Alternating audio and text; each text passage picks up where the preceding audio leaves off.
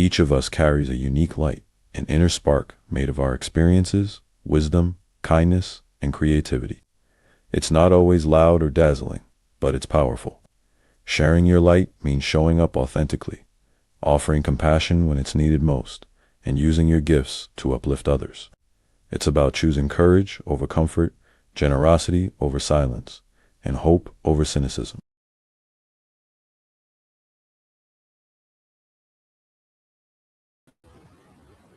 Hello, Pennsylvania and beyond. I'm Anna Lopez, and this is my husband, Hector Lopez. And say hi. Hi, everybody. Everybody doing? Well, today I wanted to bring you a show because it's been weighing a little bit on my heart about some things that have been going on. And I wanted to share a little story about me as a Latina. I'm Puerto Rican, and things that I've been feeling. And I wrote a little speech so that we could go through it because I'm in a time where I'm rebuilding my charisma and reclaiming my seat, right? Because I'm running for PA representative, and it's not an easy task at all. We got 42 days left in the campaign to actually fight for our democracy. We have leaders that are just a little bit too comfortable in their seats, and they haven't been working for the people. We've been struggling really, really tough within our budgets, right? Our taxes are going up. Food is getting way too expensive. Um, our schools need support. We all need stability in our county taxes, and medical expenses are just like way off the roof. We can't afford to um, have our medical treatments that we need. So we have to weigh this special. We have to do this little dance, right, Annie, where we can't we can't make as much, then our insurance will go down. If we will need to get a job that has really really good health insurance, but these jobs just don't have it, Don't right? have it now. It's hard to get a good job with good health insurance. It's hard. I mean, I worked in Geisinger, and I know that the health insurance I had to pay for out of my pocket, these big, huge premiums, and then I even had co-pays. So, like to go to, like, was it like urgent care was like $60 just to see the urgent care, Mm-hmm. and that means I had to work at least 2 hours even to see a doctor for that one time, and that's not talking about like the prescriptions or anything after that. So, I mean, we've been really struggling, and I know a lot of Pennsylvanians have also. Um, so let me just share with you this little story of what I've been like feeling lately because I've been out there now, campaigning for the PA representative seat in the House of the District of 115. This is a story I never spoke out loud before because most of us we learn to bury our strengths under silence. But I believe God has asked me to speak right now, not just for myself, but for the women who carry the same hidden weight. For most of my life, well, yeah, for most of my life, I believe I had to earn every inch of space I occupied. Growing up as a Spanish woman, I watched women in my family work harder than anyone else. Have you seen that in your family? Yes, yes. They work hard. Spanish women work hard. They do. And without receiving help or respect or even room to breathe. Like my mother, she struggled, and I watched her beg for assistance that just never came. And that image planted something inside of me, a rule that I didn't know I was following at the time. Um, and rules like do everything alone, take help from no one, never depend on anybody, ask for nothing. So as a peer representative going there now, I have to ask for help. I need to depend on other people. I need to, do things and not alone because I cannot do this alone. I cannot run for Pennsylvania representative for the House seat in the District 115 alone for sure. So, but it did make me become very fiercely independent, right? Like almost without knowing it. The independence made me strong, smart, resourceful, but it also made me believe that I must, stay small in rooms where power lives, where because my subconscious learned that asking for help, introducing myself boldly, or claiming my space could end in rejection or abandonment, right? And recently, as I said, I began entering these political rooms, and the kind with like polished tables and uh, this quiet power, and I felt something unexpected. Not loud racism, not outright sexism, but something more subtle, where it's socially discreet racism. like a coldness that you feel without words. Like like someone saying like, who are you to be here? Right? I see the body language, the glances, the silent judgment, the discomfort in a white coated hierarchy where a Latina woman does not come in seeking validation, but I come with a purpose, right? And I'll be honest, sometimes I feel small for a moment, and not because I lack experience or intelligence or mission, but because those rooms activate old wounds that I never knew were still bleeding out. And it's not that I lack charisma or that you know, my charisma was raised in the street, in the grit, in the kitchen, in the schools, in the car, in the struggle. You know, it wasn't in the ballroom. I didn't grow up in a ballroom and this privilege that is out there. My charisma is not polite. It's a lived charisma. So when I come out sometimes I'll say things and it's just like very bold and straight and not sugar coated. I'm not really that type for that political theater type way of speaking and bringing myself into a room. I ask these very tough questions all the time. And what I feel that God is teaching me right now is like charisma is not performance. Charisma is presence. And this presence is not about being loud, it's about being grounded. And grounded means that I walk in as if I already belong without needing permission. And that's what I've been doing. So these people feel so intimidated by me and they feel you know, like, who is this Latina woman? And because we like as Latina women, Latina families, Latino workers, Latino creators, and Latino mothers, we're not political accessories. We shouldn't be those accessories. You see that there's some people there that go to parties with other politicians to just be like an accessory to them, like if they were a bag or something that they could be played with. So we are actually the backbone of this Commonwealth. We deserve representation, economic stability, fair wages, fair development. We deserve better and safer schools and mental health resources and policies that reduces stress so we can live a healthier, fuller, family-centered life, right? Latinos in Pennsylvania are rising in population, in business creation, in academic achievement, and in workforce contribution, but not in political power. We have leaders, we have innovators, we also have healers, we have organizers, we have talent as Latinos, and we have purpose. What we are missing is infrastructure and caucus power. Not because we are incapable, but it's because we keep trying to enter rooms as individuals, when the truth is Latinos never ever were meant to enter alone. So we as our community people, we thrive in unity, we thrive in collective lifting, we thrive in belonging. The political world has not made room for us at all. So I'm saying today, we will build the room. I will build that room for us. And I'm running for this legislative seat because I want to create laws to help our families breathe, less financial stress, more housing stability, fair taxes, stronger healthcare access, community development that is not exploitive, schools that include mental wellness and cultural belonging, and economic tools that honor those who raise children, care for the elderly, and build community every single day. But more than that, I want to build a movement for Latinos across Pennsylvania, a real movement, one that rebuilds the state Latino caucus, that ignites a local Latino caucus right here in Monroe County that supports Latino candidates, Latino leaders, and Latino public servants who prepares young Latinos to enter public life with confidence, mentorship, funding, and belonging. I want to teach political literacy, access, and emotional resilience. Okay, because representation is not a luxury. Representation is medicine. Representation reduces stress. Representation builds identity. Representation tells our children politics is not for someone else, it's for us. I want to say directly to my Latina sisters listening today, if you ever felt small in a room where the power felt white and quiet and coded, if you ever doubted introducing yourself because you sensed dismissal in someone's eyes, if you ever to overperform just to be treated fairly, if you ever lost your confidence and thought it meant weakness, please hear me. Your discomfort is not inadequacy, it is ancestry. You're entering rooms your mother and grandmother were not allowed to enter. Your nervousness is not a lack of confidence, it's a spiritual expansion. We are breaking generational ceilings that were built before we were born.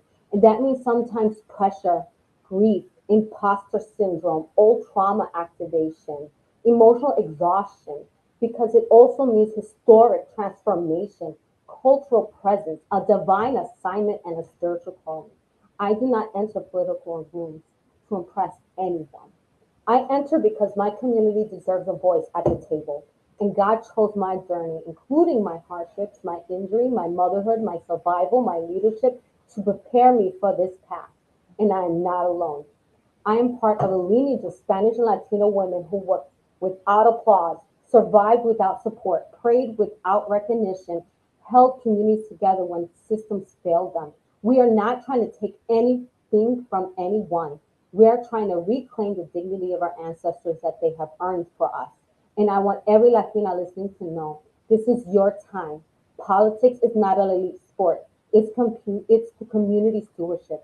You do not have to mimic anyone else's charisma. You only need to walk in your lived truth and with such a calm presence that we do not wait for permission. We show up, we serve, and we stay. Together, we can do more than elect one Latina candidate like myself. We can build a Latino political infrastructure in Pennsylvania, a caucus that lifts Latino leaders statewide, local teams and chapters that identify, support, and nurture future Latino candidates, cultural training for navigating trauma-triggered environments, in emotional resilience workshops and mentorships for young Latinos, economic advocacy for family-centered policies, a unified network where we are never entering rooms alone again. This movement is not symbolic, it's structural, and it begins not with anger but with healing, dignity, clarity, and purpose. And I want you with me, not because I need followers, but because Pennsylvania needs leadership from our community, like teachers, nurses, ministers, students, mothers, founders, immigrants, workers, artists, healers, entrepreneurs, elders, veterans, youth, and yes, politicians born from lived reality, not privilege. We deserve economic stability. We deserve political seats. We deserve workplaces that respect our cultural presence. We deserve mental health support rooted in belonging, not assimilation. We deserve policies that reduce stress so families can live healthier, calmer, more meaningful lives.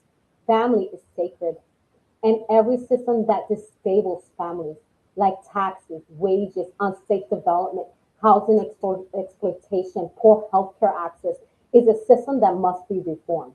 That is why I run. Not for me, for us. For my daughter Trinity, Matthew, my son, for my husband, Hector, and for your children, and for your elders, for the future we deserve. I want every Latina woman hearing me today to know your story matters. Your presence is power. Your leadership is needed. Your path does not disqualify you, it qualifies you. And when the room feels cold, I want you just to remember your calling did not come from them, it came from a much higher power.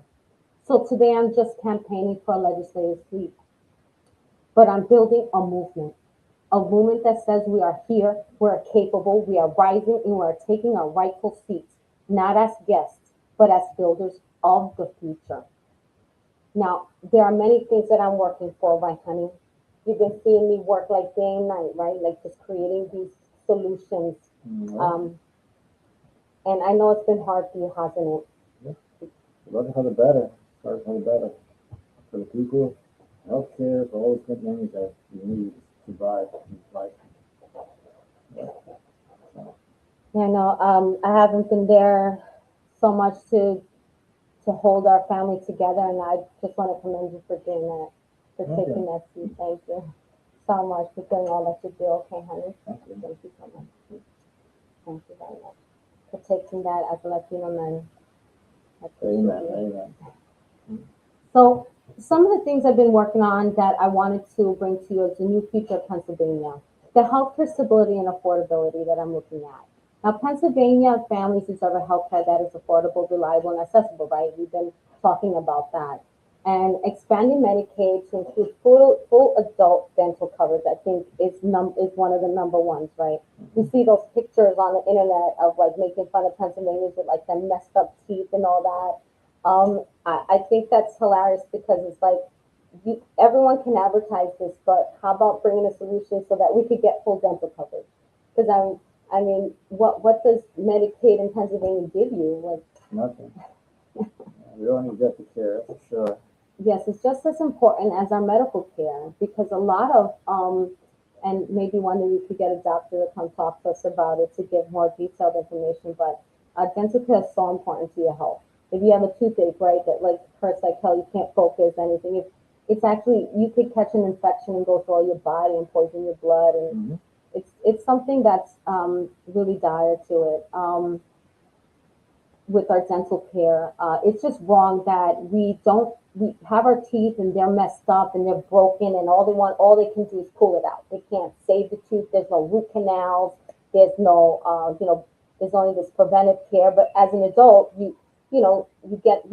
something unfortunate happens to you and then you're stuck with this type of coverage that doesn't help you.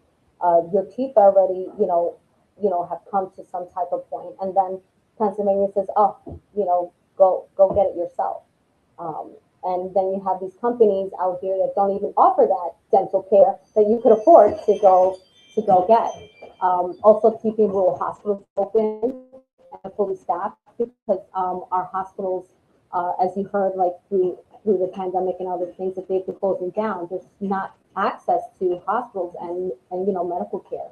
I want to require large high profit corporations to provide no cost health care to our families. They make so much money off us. You remember, like just helping my knee, it was like 55,000 for that one knee operation. You know how much profit they made? Not even the doctor made that money. That they charged him. How much did they pay him to fix my knee? But they charged insurance $55,000. He didn't make $55,000 in that thing, right? So they're getting rich now. If they can get rich off of his skills helping me, and meanwhile everyone is in disarray and not having access to healthcare, I think that's wrong. That's wrong. I mean, I don't know. If you don't see that there's something wrong with that, you have to go see Hope on the show. I want to allow small business workers to receive Medicaid so local employees can compete. All right, this is very important for small businesses because small businesses are having challenges all across Pennsylvania. And oh my colleague is like, I know it's really a shame. Um, uh, they're having a really hard time competing with these corporations. And if we give our local workers Medicaid automatically, no matter how much they make, for small business workers, it will help our small businesses. And reducing prescription drug costs through transparency and the PBM reform. I want to expand maternal care, behavioral health, and telehealth services because they are much more affordable to us, right? Like when you see a therapist, I see therapist, I have mine, I go right online, and it's cheap, it's great, it's accessible. I don't have to worry about gas and bringing me from this way to that way because the nearest therapist is like an hour away. If there's even room to see one. This gives every family a fair chance at good health, no matter what their income or their zip code is. And another thing is education and youth investment. Right, every child deserves a strong start. Right, my education plan. We focus on first school funding across Pennsylvania. This is more counselors, mental health staff, and prevention programs.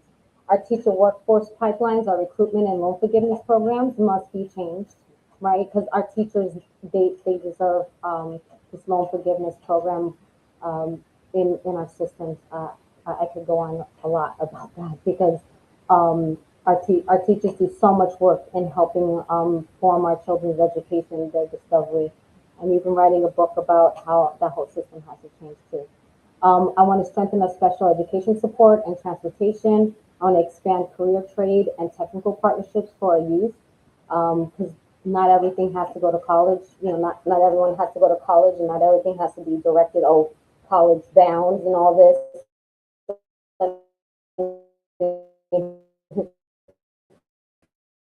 Well, I mean, we need our, people to help us with our buildings. And I'm working on that because Pennsylvania's working families, have to keep the state running, right? They deserve dignity and fair treatment.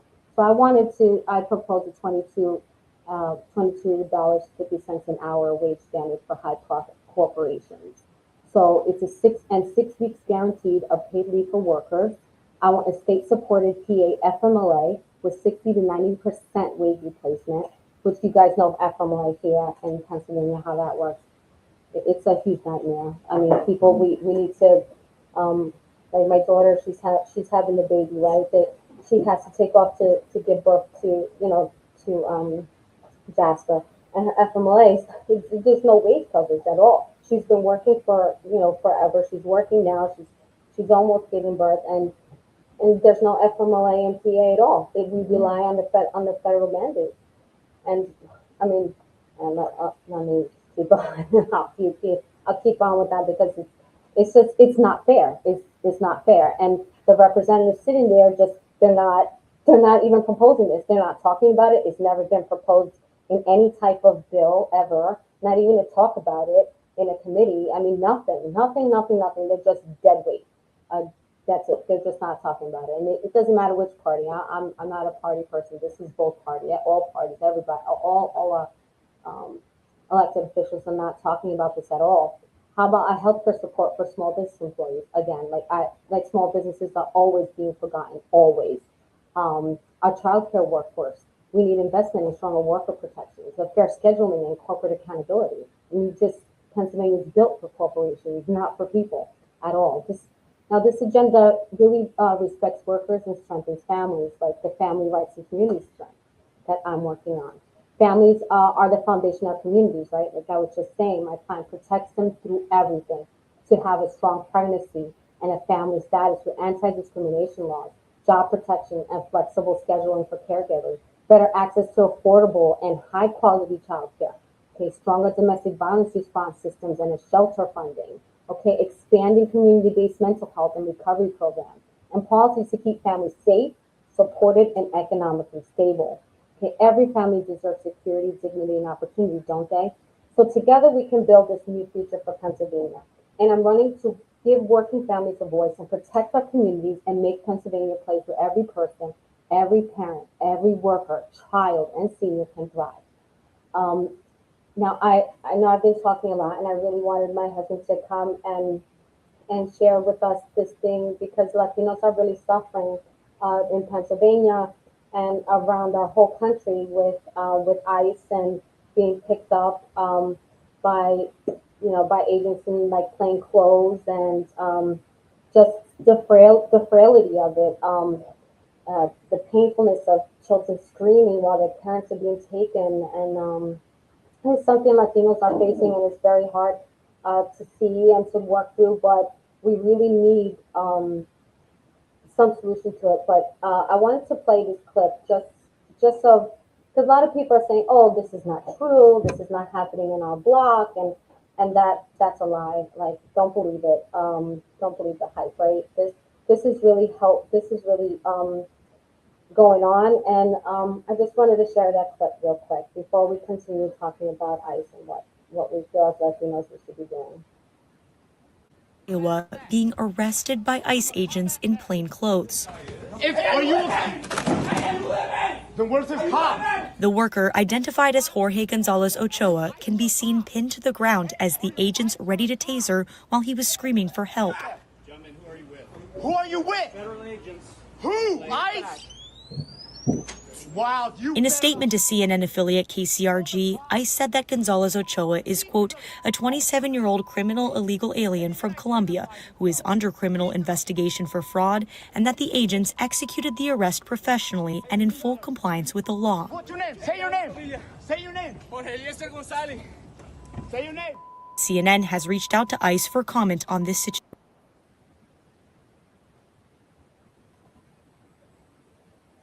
So you see, it's not fake news. This is real. This is happening in our community to our Latino people and to everyone who's brown. We have this Jamaican woman in New York, right? We were watching this other clip. She was cursing out ICE about taking her family member, and she's just telling them off. This is like an inspiring clip of someone just being angry, being able to exercise their freedom to speak. But you've been so much into seeing a lot of that, right, going on How do Right. you feel about your community being vandalized like that? It's hard for everybody, but like brown skin, and I mean, there's some people from other countries that are light skinned, but mostly dark skinned people it's happening to. And now they're saying if you're gonna go take a flight anywhere out of the country, they're gonna if you are Spanish or you don't have paper something anyway. You're not right. Don't take the airplane because they're gonna tell ICE that you're getting on the airplane. They're gonna stop you. So it's best for you. You're gonna continue to drive. You know anywhere because taking a plane, they're gonna have your name and where you're from, and they're gonna make sure that if you're not right, papers are not right, they're gonna arrest you in the airport. So please be safe. Okay. And I think one of the gratifying things is when you told me about that I guess that rally that was happening in the Pocono and up in Pocono Mountain right near ShopRite, and you were telling me about that. Oh yeah, Trump. Yeah, yeah.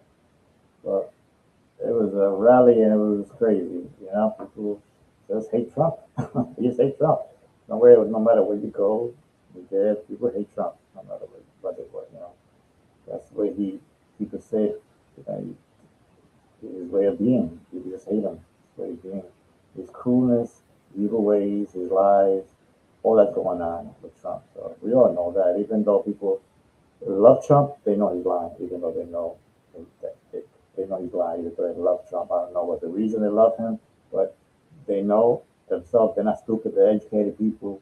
You know, they're educated. They know he's lying. So it's just I don't understand it myself mentally. I don't know why they like him. Some people like him, but each his own. Everybody has their own mentality, their own way of thinking. You know, but the cruelty that he's passing on to us is amazing. It's amazing. It's like you don't see that when they had people locked up being abused. Like I think it was Israel, something like that, were getting abused and camps and all that. That's what it feels like right now with Trump. It's just like that, like always, the way it used to be. And I was next. Could be Puerto Rico's got no. I was next. You know, it's some it's something really hard. I know we we were going back and forth with Chance about affordability and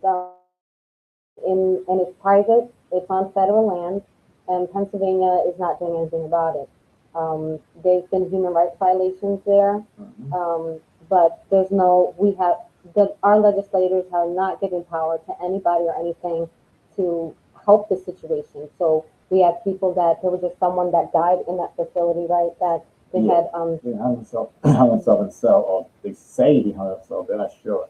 They say he hung himself, but that family believe that they didn't hang themselves. Would never do that. So we don't know. Nobody ever gonna know because so much lies going around, so much secret stuff going around.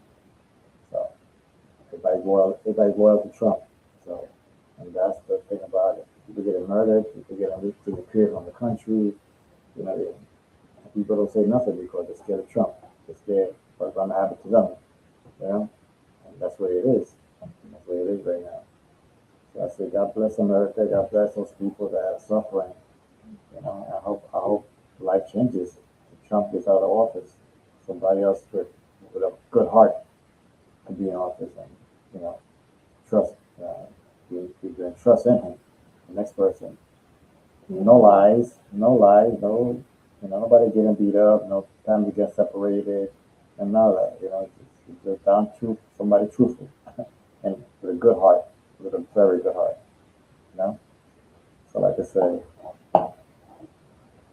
yes, it's really hard. I do have an immigration defense, human rights protection, and federal property oversight.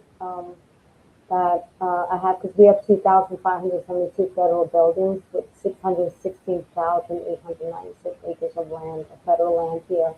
I want taxation, licensing, and human rights certifications. I want fines and utility regulations on them. This act imposes some of the strongest civil penalties in the nation. I'm looking to $25,000 a day for transparency failures, $250,000 per occupational violation, operational violation. I went $500,000 per condition violation, $5 million per severe human rights violation. This is triple damages in civil suits. I want utility shutoffs for violations. I want mandatory National Guard activation during emergencies. And if a private contractor or facility detains a U.S. citizen, even for a millisecond, it triggers automatic emergency enforcement, including utility suspension, guard activation, a PIDOC investigation, and possible imminent domain seizure. Okay, this act ensures that Pennsylvania, not private corporations or federal contractors, control what happens on our soil. It protects the residents and upholds human rights and constitutional limits on government power. And I want Pennsylvanians to really understand what I'm trying to say. You can always find me in Anna Lopez for PA115.com. You can always reach me through the email there on my website. You can see more of my policies. And I just wanted to thank you, honey, for coming and being my partner here. I know I spoke a lot, but thank you for sharing. I know it's something hard to talk about and work with, especially what's happening with Latinos and just everyone foreign is brown. I mean, we had this Jamaican families are taken, just so much. I just wanted to thank everyone. Thank you so much for tuning in. Tune into Hope's show. She's coming on soon, and I wish everyone a great week until we meet again next Monday, 4 o'clock. Thanks for hearing me out. You guys have a wonderful day. Bye. Bye, everyone. Bye. God bless. God bless. God bless everyone.